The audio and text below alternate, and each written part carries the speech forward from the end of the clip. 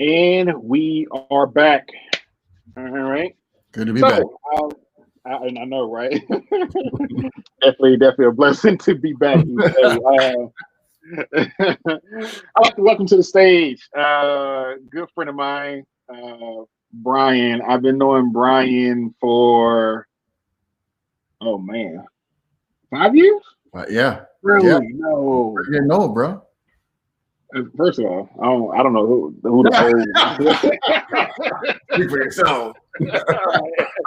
So Brian, man, Brian, how you doing, man? I'm good. I'm excited and blessed to be here. Man, definitely excited for to have you. I definitely want to dive in. Yeah, I will make sure I give you your roses and stuff while you're here. Um, I've heard from other people, but I'm gonna speak for myself. Uh, Talking to Brian about multiple projects and stuff that I've worked on, and projects and stuff that he's worked on, and different things. Um, Brian thinks completely different, probably from anybody I've met ever personally. Um, I'm not sure how it works and stuff in his mind, but his production and the way he thinks and able to produce certain things that come just to ideal to confident to venture capital, like it's definitely something energy to be around, and I definitely appreciate everything that you're done doing and will do. A lot of that is engineer iteration. So the folks here will understand that. Mixed by the last iteration, which is real good, but it takes a long time to get For there. sure. First version. So I appreciate that though. Very deeply appreciate it. Definitely, man. So let's dive into it, man. Brian, where you from? Philly originally. Eagles fan all day, every day. Where's the internet here? Because it kills him. So originally from Philly, born and raised. Man. So, what was Philly like? Kind of like being in an environment, growing up and stuff. Interestingly enough, born in Cleveland, Ohio. So I'm from Ohio, and then adopted by two parents in Philly at about 6 months old. But my foster parents between 0 and 6 months were Amish. So there was no technology in my life at all. Cloth diaper, candles in the house, no electricity, the whole nine for the beginning of my life. And it's just weird because I'm a techie AI person, an investor. It's just completely different from where I actually started. I didn't know that. Yeah, for your conference, bro, I'm bringing all of it. I'm bringing it. I didn't know that. So is it fair to say, kind of having that cap on the lid sort of way? Is it fair to say that maybe what kind of like skyrocketed your interest and stuff in tech? Yeah, my father was an engineer at the Philadelphia Electric Company, and he brought home a computer at 8 years old and said, kid, like this thing's the future, learn everything about it. There's a game on this. I'm old, so this is like a floppy disk, right? Mm-hmm. You can figure out how to make it work. You can play it. So he gave me the disk, the computer, and a stack of OS2 manuals. And I had to figure out like basic commands to like get it to work. Ultimately we moved to like DOS, which to me was like so much better. And as a kid, and then eventually some early version of Windows and stuff like that. But yeah, I was amazed at the fact that I could just manipulate a machine and it would do what I asked it to do. Even though I was a kid and I didn't have control over much else in my life, but I had control over this machine. And I just fell in love with tech after that. So after that, did you start to kind of dabble in tech and stuff in high school and in college and stuff as well, or? All the way through. I've owned a computer from 8 till now, and I've been teching, geeking, coding, iterating, hacking. I'm not as good a coder as the people that I've worked with later in my career at Apple or IBM or at Kairos. But I never give up the skill because it's hard to run a tech company and not know anything about what the people are doing. You don't have to be a coder per se, but you got to be able to read the least and understand the mentality, how they decision make, how they problem solve. You know, both technical and non-technical founders can be successful, but I do find the person that puts a little bit of energy into understanding what someone's doing will ultimately win. Okay, so we're going to fast forward here because I want to get to a particular topic. You know, you talk about you say ultimately win. You found yourself in the early part of your career at IBM. What was your experience like that at IBM? So very different coming in versus going out. Coming in, I was like, I was working at Comcast before that, and I got this job at IBM, had a lot of travel. I was like, this is great. It's everything I could possibly want. I'm big blue, the whole nine. And then I realized along the way that IBM was really kind of more legacy tech, doing a lot of like very traditional things for very traditional companies in the consulting division. And then I got a job offer at Apple, and I moved to California, and that was like night and day. I mean, at the time, IBM was probably a larger company than Apple when I got there. I got there just after the iPhone launch, so it was still not that big of a company. We had Macs, we had iPods, but we were big, but we weren't the biggest, right? And so, yeah, but by the time I got there, and they were using non-relational databases, and they were, agile, and they were like all these kind of different ways of building software and products that we weren't even thinking about at IBM. And I realized like this is actually what real frontier tech is, and I fell in love all over again, which led me to start a company. I know you give a lot of credit to Apple, kind of like helping, kind of engineer, the way you looked at tech and stuff. What was it about Apple? I mean, you just kind of like briefly kind of like mentioned that, but what were some other things about Apple that was doing tremendously different, not only from IBM, but from other companies? Yeah, I've got a story that I haven't told a lot publicly, but I'll tell it here. And it's been long enough that I think that the NDA should be well over. Those guys. We're going to check after this. If so, this recording will not go out. Don't go missing. You know why? It was the Apple squad. Steve didn't care if a problem was unsolvable. He just wanted it solved, period, right?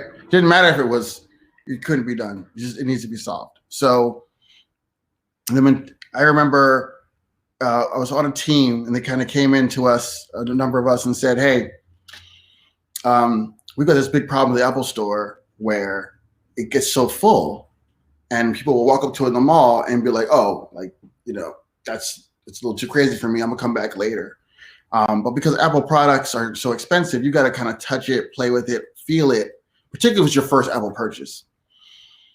First, a number of times before you can really like pull that trigger and spend that, and now it's $1,000, for a phone or whatever.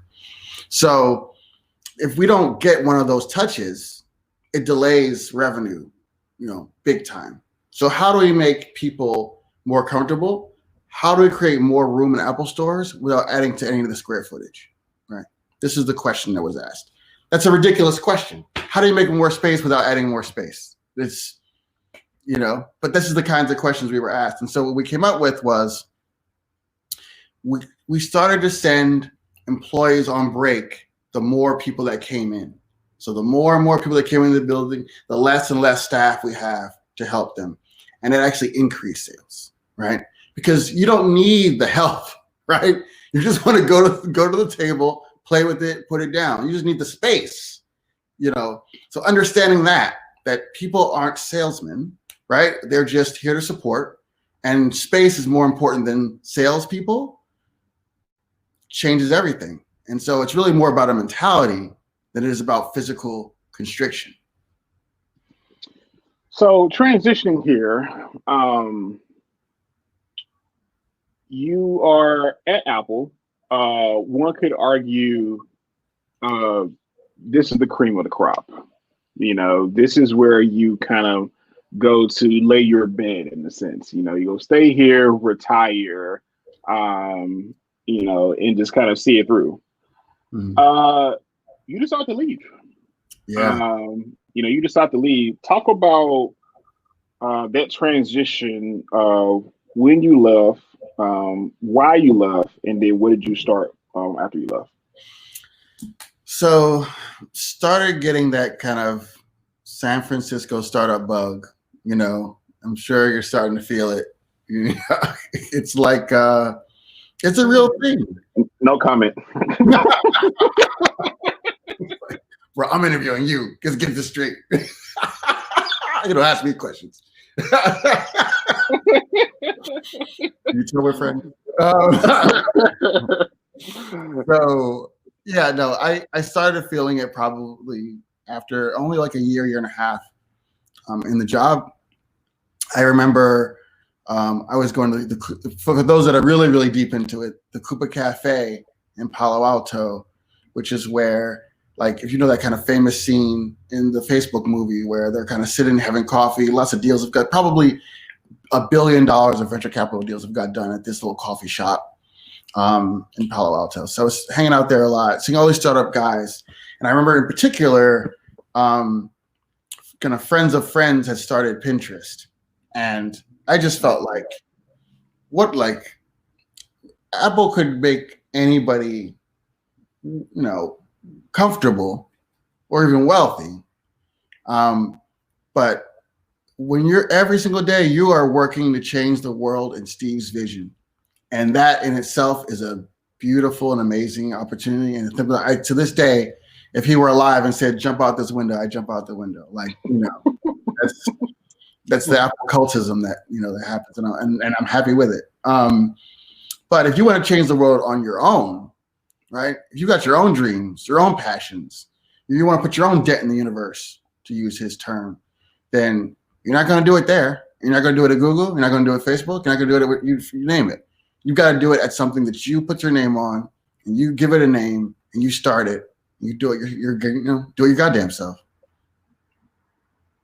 So you decided to do something, and you started working on a particular idea in 2011, which I would make the argument that this particular problem was not even started to be think about on a wide scale. Mm-hmm. Talk about what that was that you started to work on. Yeah, this is one of my both. Is what makes me a good investor and makes me a bad entrepreneur. I'm so early. Right?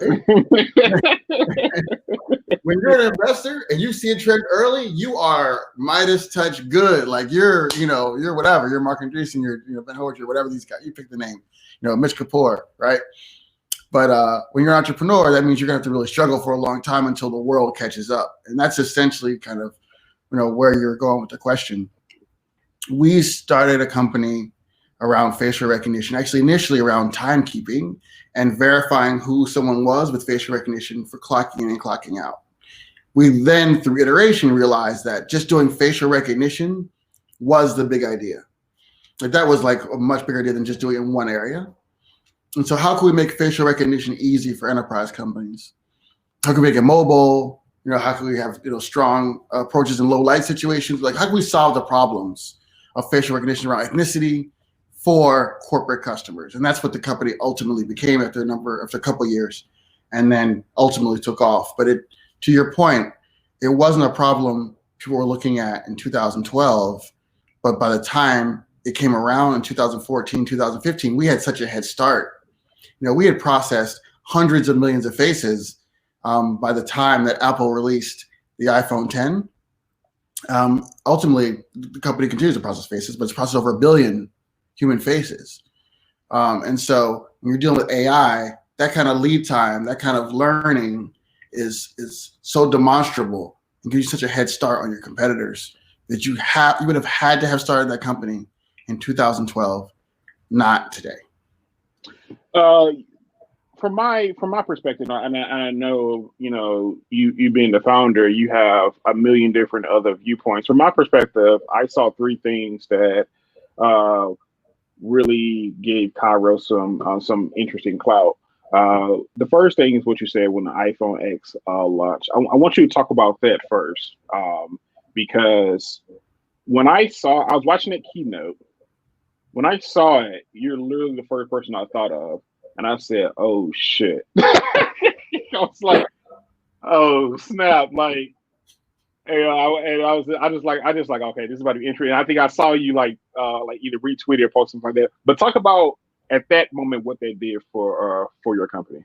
We took hundreds of inbound leads from the Fortune 1000 customers that day. Hundreds. Like, people were like, okay, facial recognition is going to be a thing. It can work in my pocket. It can change my experience. Everyone's going to know about it. Everybody's going to be comfortable with it. So maybe we always wanted to do it, but now we weren't sure from a privacy or from a comfort perspective. But once everyone starts using it, then it's just going to become standard. And so now we can finally do all those things and all those projects that we had wanted to do, but we don't have an AI team. We don't have a facial recognition team, right? So let's just buy it. Who sells it? And also, who's the most thoughtful about privacy? Who's the most thoughtful about ethnicity, right? Who's a thought leader in the space? Again, you couldn't start a company that day. You would have to have already talked at Congress, given keynotes at South. You had to have already been in the sphere. So when they Google, they're like, okay, these people are thought leaders. We're signing up. The second thing, and this is just kind of like my bird's eye view of looking at Kairos. The second thing I remember was you had something. Kairos did something interesting, and something went viral. And I believe it was on Twitter. Talk about at that moment what you guys did with facial recognition. What went viral?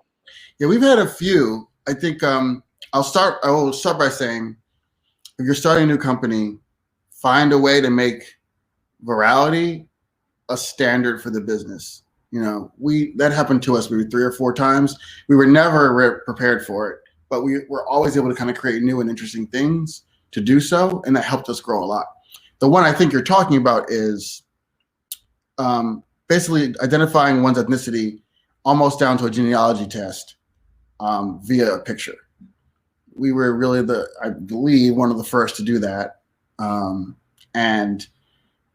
Man, you know, again, this is a tech heavy group, as I believe. So when I tell you we couldn't keep things like, it was like we were already at Amazon. And then by that time, we were already doing some pretty advanced things around containerization, right? And so we were able to kind of, spawn instances and things ourselves.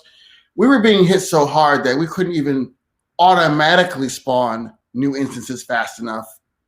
And that's no human intervention. Like, we couldn't get Docker to spawn our instances fast enough to keep up with the number of folks. I think we went from running at the different spikes as little as 30 or 40 containers for our own regular kind of work, right? Up to over like 800 containers for different spikes, up and down, up and down. It was just absolutely insane. So, but that helped us to grow a lot, and then it got us a lot of eyeballs, which is always good. Right. The third thing I remember is there was a surge with cryptocurrency. And things start to get really, really interesting there. I vividly remember you kind of leaving off the face of the planet to focus, and kind of get some things in play. What was that? Talk about that, what you did there. Yeah, so we had got to a point where we had increasing valuations. It was tough. Because it's harder and harder to raise, because in AI firms in the beginning years, the model isn't strong enough. So you're just burning venture capital. Then when the model gets better, you start to get revenue. We started to get great revenue, but there's still a gap, right, in that period of time. These days, if I were to start Kairos again, I'd just raise $10 million from the very, very door, just from the start. And I wouldn't even charge. I would just give it away. I'd become a market leader and somebody would buy me. But that wasn't our case. And so crypto came around. We started to see the opportunity to maybe sell equity online in a way that people now do, kind of standardly on things like Start Engine. But at the time, these tools didn't really exist, and a lot of these standards didn't exist. I also didn't know anything about crypto at all. So to your point, I remember it was Christmas, and I said to myself, I'm going to learn everything there is to know about this industry, and I'm going to actually skip this Christmas so that every Christmas from now on can be a good one. And so I kind of, talked to family, maybe a few days before that, and make sure, wish everybody well, the whole nine, and just lock myself in a room for like maybe 4 or 6 days, something like that, and just read every single thing, watched every video, created all my own theses on things, like asked people who knew what they were doing, and came out of it after, 6, let's say 5 days, 5 20-hour days, totally understanding that industry and that market, at least enough to make decisions. And then decide that we were going to do an ICO, how we were going to do it, how we were going to put ourselves out, how we were going to share equity. And then it ended up being really kind of, again, a viral and in a bad way, too successful. We had people like trying to invest and then sell equity on the black market, for a higher amount, it was crazy. It got crazy, but we took hundreds of millions of dollars or more of reservations, but ultimately, after we whittled it down to just the people that really should be investing and doing it the right way, we ended up getting about $6 million out of the crypto market.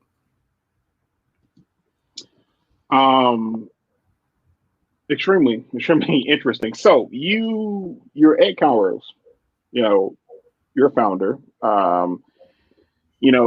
transitioning to becoming a VC, which is, I wouldn't say it's mostly common because we just don't, have a lot of, VCs and stuff and, in this world, but talk about that transition, going from Kairos to Lightship, where you're a venture capitalist now. Yeah, well, one of the things is underrepresented founders, and that includes women, minorities, veterans, LGBT, you name it. We don't get invested in enough. And so then we don't have as many exits, right? And so then if you don't have as many exits, you don't become venture capitalists because you didn't, it's an expensive game, certainly. And in the beginning, oftentimes you're investing your own money.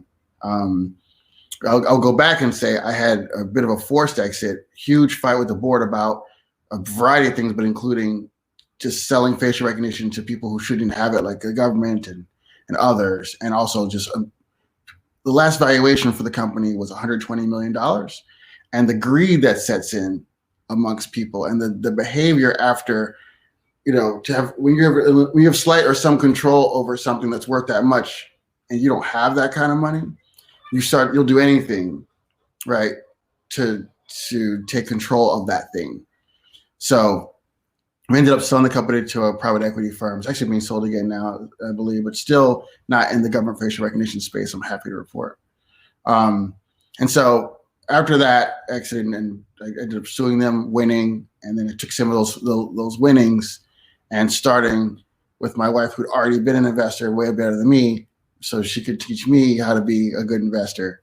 A Lightship Capital, which is a venture capital fund focused on women and minorities. We're usually the first check, first institutional money. It's a true venture fund. Yeah, I don't know where that was compared to your question, but hopefully I answered it. No, I was asking about the transition stuff. You answered it. So now at Lightship, what are some of the great stories and stuff you're seeing? Some of the company stuff that you're working with, maybe even some of different problems that you saw from being an employee to a CEO to now VC. Wow, I mean, I just see so much brilliance in these communities. I see, we'll see about 2,000 deals a year, and for only really 25 or 30 investment slots, right? So the whittle down process is really harsh, but that company number 21 or 31 or whatever, like the one that we didn't do isn't a bad company. That's just all that we can do, right? So there's so much opportunity out here for investors to see really world-class companies led by world-class founders. And because that founder is in the Midwest, or maybe they're in the South, but they're not in like New York, or they're not in San Francisco, they're being completely missed out on. And so that's both opportunity, right, for a firm like us, so we can show our investors that we can make them better than, as good or better returns as someone on the coast. In fact, one of the key things to our thesis is when you look at through PitchBook data and other exit data, you would split the country up into 4 areas, right? The East Coast, the West Coast, the South, and the Midwest. The Midwest has the lowest amount of investment per company and the highest median value of companies at exit, right? So basically, it's 5.17 times your money. If you were to put a dollar anywhere in the map, the Midwest would return 5.17 times for every dollar you put down on it, and yet has the least number of investors. Minorities and women in that group have a really hard time. Being anything that's not the right dead center middle is very, very difficult. And so we absolutely love working in the Midwest and working in the South, and we think it's going to make us and our investors a lot of money. You talked about different regions. I know you're a big advocate of. I know Rixio just had a question earlier, but you're a big advocate that you don't have to go to the Bay to be successful for anything. And so, how can people who are working on their ideals of getting started, who may live, in the South and the Midwest, how can these individuals get the attention of the of venture capitalists? I'll go further. If you want a little spice here for today, you want a little spice, a little something for the people. I'll go further and say, oftentimes people who aren't good enough move to the Bay or to New York because they can't raise money at all because they don't have it, and they're hoping that they're going to enough parties and brown nosing enough and like kind of yucky, maybe I can get enough money to get started, and then I can figure it out along the way. The best entrepreneurs just stay in Miami, stay in Cincinnati, stay in Dallas, stay in whatever, right, and just make money. And if you want to come see me about what we're doing down here, Brian, you can fly to see me in Houston, and then I'll tell you about how we made $3 million last year in our second year doing business, right? Like and that person who's already making $3 million in Houston, they don't move to San Francisco. Like, for what? So they can buy a $2 million house? They only make, you know what I mean? Like, it don't make no sense for a $2 million, 2,000 square foot house.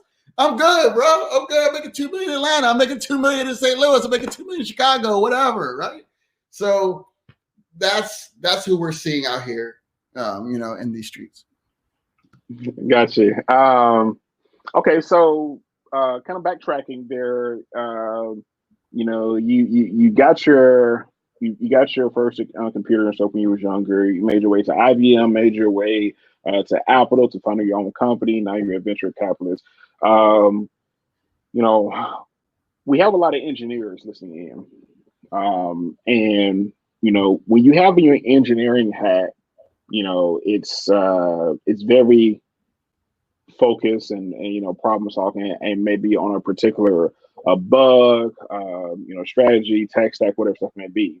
Mm-hmm. While that is great for engineering, if you're a CEO, that might not be the best hat, to have on to build a company or business.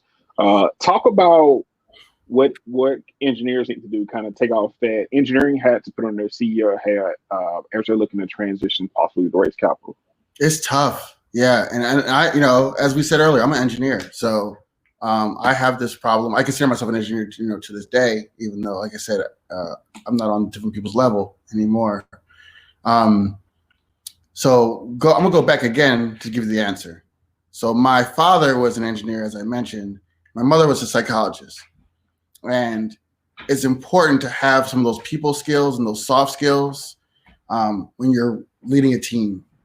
Because what happens is, especially if you're lead engineer, CTO / CEO, all day long, you're trying to solve problems, find that bug, find that common or the semicolon that should be there, like one little thing, right? That ruins the whole set of code.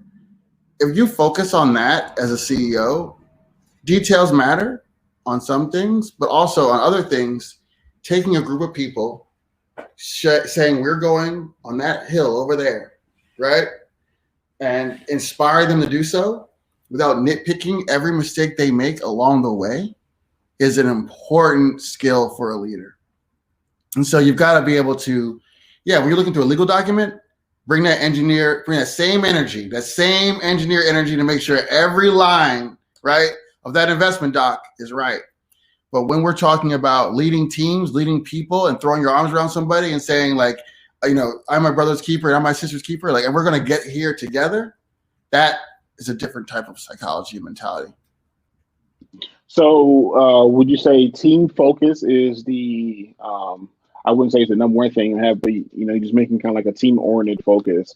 What about, how can an engineer who is, always coding, looking to code and enjoy coding, how can an engineer kind of take a step back from that to kind of focus on other things they might not require writing code? So someone who enjoys engineering or doesn't enjoy engineering? No, somebody who does enjoy. Okay, so ask one more time. So we got a bunch of engineer stuff that's listening in right now, and we love to code, we love to problem solve, but as a CEO, you can't just simply code all day, because you have customers, you have this meeting, you have venture capitalists, marketing, and all things like that. What are some of the things that an engineer can do to take a step back from just writing code to make sure the company flourishes? Well, here's a great example. We all know, anybody's ever coded in their life knows that you're not in the zone every day. You're not in the zone every minute of every day, right? For me, and I think for a lot of coders, for some reason, it just hits you around 11 p.m. You find yourself up 2, 3 in the morning, when the keys start to slow down and your mind starts to slow down. So use those off-cycle times and those off-cycle hours to do some of the other tasks, right? To talk to the marketing folks, to talk to the venture capitalists, to do whatever. Also, I had a great time, and I don't know if it's even healthy, but I had a great time with cycling my sleep, right? So I probably get 6 at the biggest, stint overnight, but then a nap around 3 p.m. and nap later. Every time I woke up, my mind was fresh. So I would use my freshest mind for like maybe some more technical or more detailed, challenges. And then you can be soft mind and work for the marketing person. They don't do nothing. So. No, I'm kidding. I'm kidding, marketing people. I'm kidding. We love you. Great. Okay. So let's transition for the people who are really interested in raising capital. From your perspective at Lightship, what do you guys really focus on? So when you say you get 2,000 plus pitches and stuff a year. And you got to wind that down to 25, 30. From those 25 to 30, what are some of the key principles, elements that stand out, who can get that piece of funding? I will use this period of time to selflessly push my Twitter. So at Brian Brackeen, follow me on Twitter. I talk about these things a lot. And then our website, lightship.capital, check it out. We're very focused on really 5 industries because these are things that we know best, right? So for instance, one of them is AI. Like I've got an AI background. So when I see the AI company, I can ask, good and tough questions. The other thing is that people are using the term AI in everything that they do, including like a dog walking app or this or that. And then it doesn't use any AI, but they just think that if they use the term AI, they'll get either a higher valuation or get someone interested. And so I start asking them questions about TensorFlow or Cafe, where do you fall down on that, or what kind of train data? You thought about synthetic train data, right? And they say, well, actually, I have bought this third-party tool that uses AI in my app, right? Like, ooh, that's great, that's amazing, but let's not do this thing here, right? So that's a good example. So we also invest in CPG, These are consumer packaged goods. These are things like that you buy in the Target or the Walmart. Everything from sunscreens to deodorants to you name it. Our fund is based in Cincinnati, Ohio, and one of our biggest supporters in town, particularly of my wife's, is Procter & Gamble. And so we work with them all the time. They are phenomenal, and they can help us identify what the next trends are, and how they can also help companies that we invest in to make their product better, to distribute it better. They're very supportive of this community. And so they've been just phenomenal partners. We also invest in sustainability because we want the world to be a better place, of course. We invest in healthcare. We have a lot of experience there, and we're near the hospital and universities, and then with our networks in Miami and Cincinnati, right? And so, and e-commerce. It's very easy for us to look at an e-commerce business, see how much they're selling, see what platforms they're on, look at their social media, look at a few different things, and see where it's going, right? So at this point, e-commerce is almost like a math question, not really a guessing kind of thing. So these are the 5 areas that we focus on. How early in the math, if e-commerce is a math question, how early in the math can somebody get an investment? Well, we're post-product and post-revenue. So you have to have made the thing and sold the thing. But that's it. Like, so let me give you an example. So if you're very, very early and you somehow sold, let's say 1,000 widgets, but you sold those 1,000 widgets in the first 2 months, then I see it. It's clear. If you sold 1,000 widgets in 2 years, right? And I just saw somebody sold 1,000 widgets in 2 months, right? I know the difference between those two things. And so you can see the trends pretty early. Gotcha. Okay. Well, sweet. We're gonna open it up for Q&A here. We got a few good ones in the chat. Yeah, we got a few rolling in. Make sure I didn't miss any earlier. He's a good man. So I'm a big fan. Let's see. Yeah, NDAs are trash. No one's ever won cases ever. Actually, first that's a good question to start off with. Talk about NDAs from a VC side and why VCs usually don't sign them. So yeah, if honestly, when people ask me to sign an NDA, I actually already know that they are not ready for investment, right? Because that means they've probably not talked to enough investors. They didn't took the time to Google, do investors sign NDAs? You know what I mean? Like it's disqualifying almost. I don't disqualify them, but it's almost disqualifying. Investors don't care. I'm not starting another business. I'm certainly not starting a business with your idea. Like I created my own ideas. And being an investor is easier than being an entrepreneur. I don't care what investors tell you. So why would no one's gonna do that. And also reputational risk is too high. The first time an investor steals somebody else's idea and builds a company, that person would be like blackballed. So it's just not gonna happen, and we're not gonna sign them because we see too many things and we don't want to. It would be impossible to sign every NDA and have any conversation. So that's why we don't sign them. Gotcha. Okay. So next question is from Rixio. He says, do you have any advice for people who don't necessarily want to make $3 million, but actually change the world? Make a political change, a revolution, perhaps. He said, I'm more interested in disrupting the current system than helping it by making millions of dollars. Yes. Multiple answers. One, please, the world needs a lot of disruption, just not in my area. I want you to make sure my startups are successful. But no, absolutely. That's honestly the kind of change and the kind of energy we need out here. Not everything's about making a dollar, and not every business has to be venture backable either. Sometimes movements are important, right? Period. Like it doesn't have to be like a backable thing, but the processes that we use to build large and fast growing companies can also be applied to movements, to nonprofits, right? You can use those same growth strategies like growth hacking with nonprofits or movements or things like that. And so I have too many things to tell you here, but I talk a lot about this on Twitter. So see me there, and then DM me too, and I'll respond more specifically. And we'll put a Brian speaker card too at the end of this as well. So next question is for Faisal. You said, what KPIs would you evaluate for finding an e-commerce bidding platform? How many transactions in time, and does it need to be cash flow positive? Does not need to be cash flow positive. In fact, if you're not, sometimes that's better because that means that you're selling too fast. And we can help companies we invest in. We help them to get like lines of credit and things so that they can just go fast, go much faster. Like I said in my first answer, it really isn't about any particular KPI, but time is the key delineator. How fast did you do something? And I don't care what the thing is, but did you do that thing in a speed that was impressive to me? That's really the only kind of criteria. And it could be, we sold 10 million of these things in the first 4 years. That's still impressive, right? Could be 2,000 of these things in 2 days. That's still impressive, right? So just time based on whatever the result is. So what is it about the speed of the transaction that gives you the understanding that this could possibly work? Yeah, I think velocity matters. It means that the repetition in a task.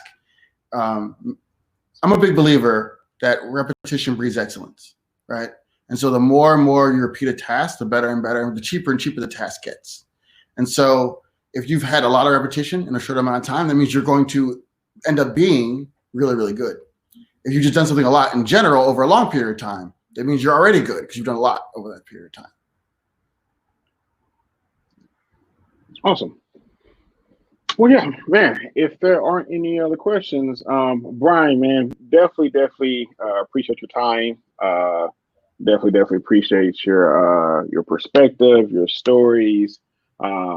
Stephanie, I will drop in. He'll chat it in. I'll drop in Brian's speaker card stuff in a second, and then we have actually Stephen has a question. He says, "What do you think the long-term effects of COVID-19 will be?" Man, Stephen, dropping the hard questions. Can you just can we go easy here? Where'd you get your sweater?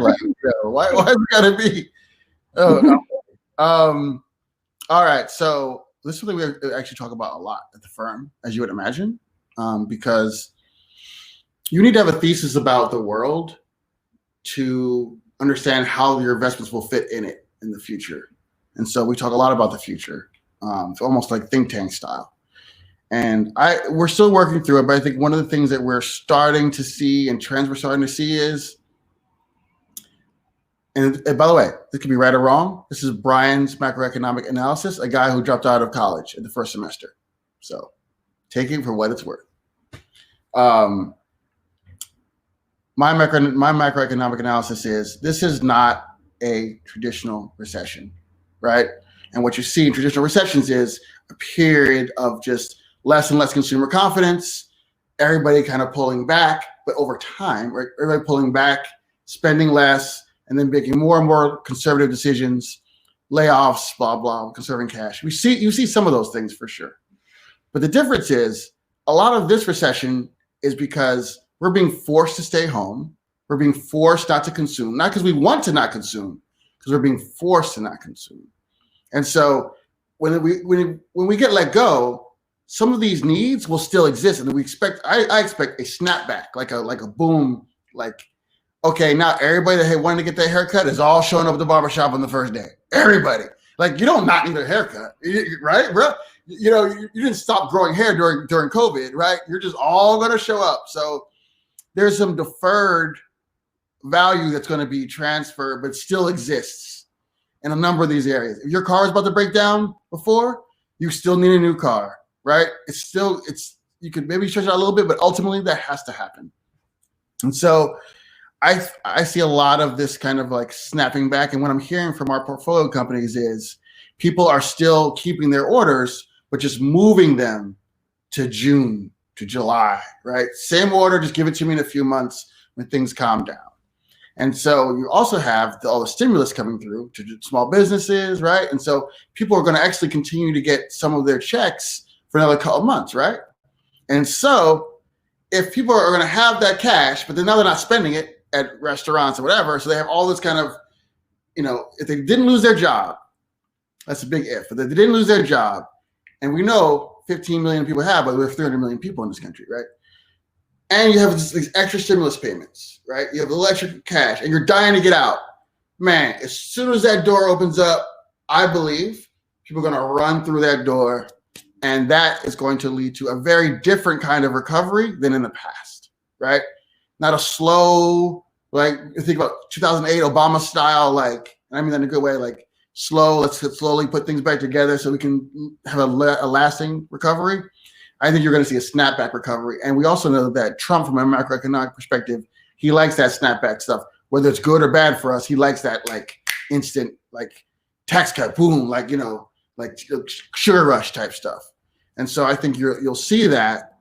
And with interest rates at zero, basically, you'll see a lot of borrowing, house buying, blah, blah. It's going to come back faster than it has in the past. And so our company needs to be ready for this influx, this tsunami of requests for their products. And so they should be using this time, and we've told them this, to get ready for that tsunami, right? Get ready for that viral moment. It's going to happen. It's coming in a few months. Get all your systems in order, you know, get your containers straight so you can spawn them fast enough. Let's get ready to go. So here, I just got blew up offline to make sure I asked this question. So final question. From your journey to early age, to IBM, to Apple, to Kairos, and now to Lightship Capital, going along that journey, and as you became successful along that journey, what are some things that you have to unlearn as you was going to learn the journey? Well, thank God I didn't have to go to finish college, because I would have to unlearn all of that. I saved myself a lot of time and a lot of money by dropping out. It's not a kid show, is it? Because if there's kids stay in school. Go ahead. But for you adults, you know what I'm talking about. You know what I'm talking about. So anyway, unlearning beyond that. I think you're taught in corporations and big co's you're punished for your mistakes too often. And in startup, you're rewarded for them. And when you're honest about them and you share them and you're raw and you're vulnerable, these things are celebrated in startup, and they are persecuted in big corporations. And it ain't for me. It ain't for me. I prefer to be myself, show you my mistakes, and let's learn together, versus trying to pretend everything's perfect. I feel like big corporations are like living on Facebook every day. You're just sharing the good things, right? And startup is like a reality TV show. It's more real, and therefore it like connects better with the audience, being us. Awesome. Great way to end it, man. Brian, again, man, definitely appreciate your time. I'm going to put a Brian speaker card here in a second so you guys can follow with him. He already dropped his Twitter in there as well. But definitely appreciate it.